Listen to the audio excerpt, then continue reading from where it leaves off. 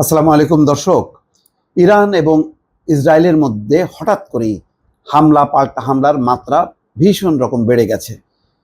ক্ষণে ক্ষণে সেই খবরগুলো আসছে গণমাধ্যমে, আপনাদেরকে জানাই।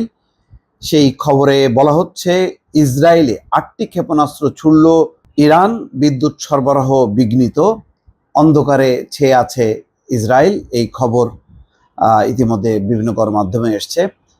ইসরায়েলের সাবেক মন্ত্রী বলছেন, দিনের আলোয় ইসরায়েলের সবচেয়ে দীর্ঘ হামলা চালালো ইরান।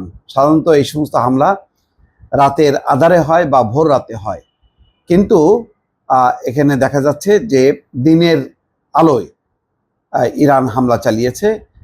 এই ঘটনা আর কি হচ্ছে, গুরুত্বপূর্ণ ফর্দ পারমাণবিক স্থাপনায় আবার ইসরায়েলের হামলা। দর্শক, দফায় দফায় হামলা চলছে। প্রথম যে খবরটি সেটি আপনাদেরকে যদি বলি, যে দিনের আলোয় ইসরায়েলের সবচেয়ে দীর্ঘ হামলা।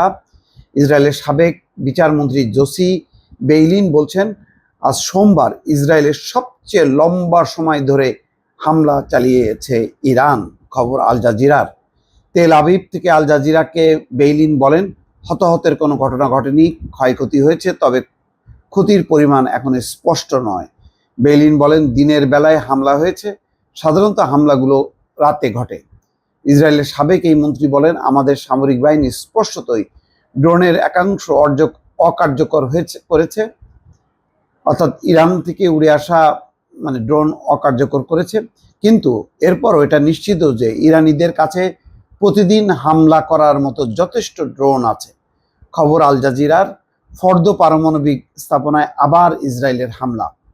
ইরানের ফর্দ পারমাণবিক স্থাপনায় আবার হামলা চালিয়েছে ইসরায়েল।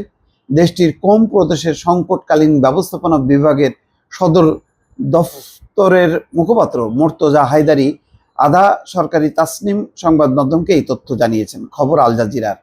ফর্দ পারমাণবিক স্থাপনায় যুক্তরাষ্ট্রের বিমান হামলার একদিন পর আজ সোমবার সেখানে ইসরায়েলও হামলা চালালো।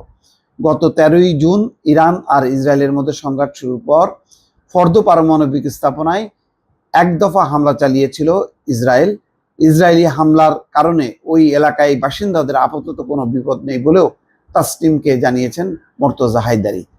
এখানে কিন্তু অলরেডি ইরান বলেছে যে এই পারমাণবিক স্থাপনাগুলোর মধ্যে ভেতরে যে গুরুত্বপূর্ণ যে সমস্ত সরঞ্জাম, সেগুলো আগেই তারা সরিয়ে ফেলেছে, তারপরেও ওইটাকে লক্ষ্য করে তারা হামলা চালাচ্ছে। ইরানের ফর্দ পারমাণবিক ভূপৃষ্ঠ থেকে অনেক গভীরে অবস্থিত। সেখানে ইউরেনিয়াম সমৃদ্ধকরণ সেন্ট্রিফিউজ রাখা ছিল।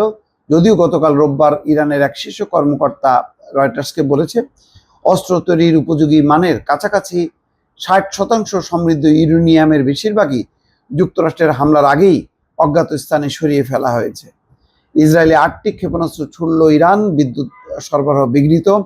ইসরায়েলের সেনাবাহিনী বলছে, গত কয়েক ঘন্টায় ইসরায়েলের বিভিন্ন জায়গায় 8টি ক্ষেপণাস্ত্র ছুড়েছে ইরান।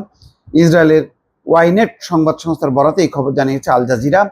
ইসরায়েলের দক্ষিণাঞ্চলে বিদ্যুৎ কোম্পানির কৌশলগত স্থাপনার কাছে একটি ক্ষেপণাস্ত্র আঘাত এনেছে, এতে ওই এলাকায় বিদ্যুৎ সরবরাহ বাধাগ্রস্ত হয়েছে।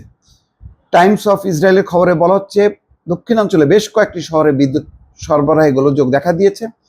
ইসরায়েল ইলেকট্রিক কর্পোরেশন বলেছে, বিদ্যুৎ ব্যবস্থা স্বাভাবিক করার কাজ চলছে। অবকাঠামো মেরামত এবং ঝুঁকিপূর্ণ সরঞ্জাম সরিয়ে নেওয়া হয়েছে। নিরাপত্তা বাহিনীও সেখানে কাজ করে যাচ্ছে। বিবিসির খবরে বলা হয়, ইরানের হামলার সময় 35 মিনিট ধরে ইসরায়েলের দক্ষিণাঞ্চলে সাইরেন বেজেছে। সম্প্রচার মাধ্যম চ্যানেল 13-এর খবরে বলা হয়েছে যে 13ই জুন হামলা শুরুর পর থেকে আজ সবচেয়ে লম্বা সময় আশ্রয় কেন্দ্রে থাকতে হয়েছে ইসরায়েলিদের। দর্শক, এই হচ্ছে খবর। আরও খবর আসছে, নিশ্চয়ই সেসব খবর এবং সংক্ষিপ্ত বিশ্লেষণ নিয়ে আমরা হাজির হব। দর্শক, বোঝাই যাচ্ছে এখন মনে হয় একটা চূড়ান্ত মাত্রার একটা যুদ্ধ চলছে। যেহেতু একটা যুক্তরাষ্ট্র হামলা চালিয়ে একটা পর্যায়ে উন্নীত করেছে, তার উপর ভিত্তি করে বা ভরসা করে এখন ইসরায়েল হামলা চালাচ্ছে। দেখা যাক ইরান কতখানি পাল্টা হামলা দিচ্ছে। তবে পাল্টা হামলা যে ইরান জোরালো করেছে সেটি ইসরায়েলি সাবেক মন্ত্রী মুখ থেকে এসছে, যে দিনের আলোয় সবচেয়ে লম্বা সময় ধরে হামলা হয়েছে এবং গত রাতে যে ক্ষেপণাস্ত্রগুলো ছুড়েছে তাতে বিদ্যুৎ সরবরাহ ব্যবস্থা ভেঙে পড়েছে ইসরায়েলের। দর্শক ভালো থাকবেন, আল্লাহ হাফেজ।